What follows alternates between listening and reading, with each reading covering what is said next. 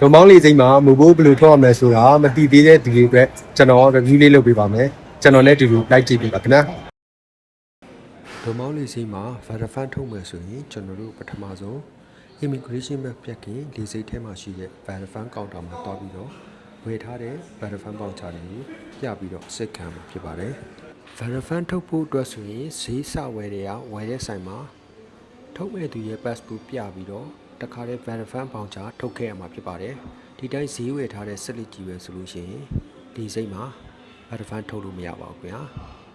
ဆိုင်တိုင်းကလည်း verify မပေးပါဘူးပေးတဲ့ဆိုင်တွေမှာဆိုလို့ရှိရင်လည်းတနေ့တည်းကိုအနည်းဆုံး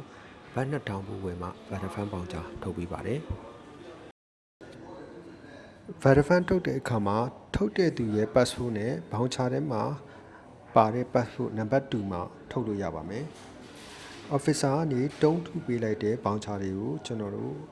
immigration ဖြတ်ပြီးလို့ရှိရင်အတွင်းမှာရှိတဲ့ verify counter ကိုတစ်ခါထပ်သွားပြီးတော့မှ voucher ပြပြီးတော့ပတ်စံထုတ်လို့ရမှာဖြစ်ပါတယ်တန်ဖိုးကြီးတဲ့ပစ္စည်းဆိုရင်တော့ voucher နဲ့ပစ္စည်းတူမတူတိုက်စစ်ပါတယ်ဝယ်ထားတဲ့ voucher အားလုံးရဲ့စုစုပေါင်းတန်ဖိုးကဘတ်2000အောက်ဆိုလို့ရှိရင်တော့အပြင်ဘက် verify counter မှာအစစ်ခံပြီးတော့တုံးထုစရာမလိုပါဘူး immigration ဖြတ်ပြီးတော့အတွင်းဘက်မှာရှိတဲ့ verify counter မှာတန်းပြီးတော့ပတ်စံထုတ်လို့ရပါတယ် voucher တွေရဲ့ date ကလည်းရက်60အတွင်းကကျုံးဝင်တယ်လို့သိရပါတယ်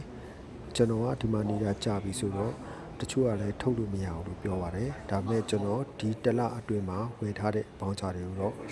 verify လုပ်ထားပြီးတော့အခုတစ်ခေါက်စမ်းပြီးတော့ထုတ်ကြည့်တာပါကံကောင်းစွာနဲ့ဒီနေ့မဟုတ်ဘူးထုတ်လို့ရလာပါတယ်ခင်ဗျာ verify ရတဲ့စံလေးနဲ့ coffee လေးတစ်ခွက်ဝယ်တောက်လိုက်ပါတယ်တောက်သားရရပါပဲ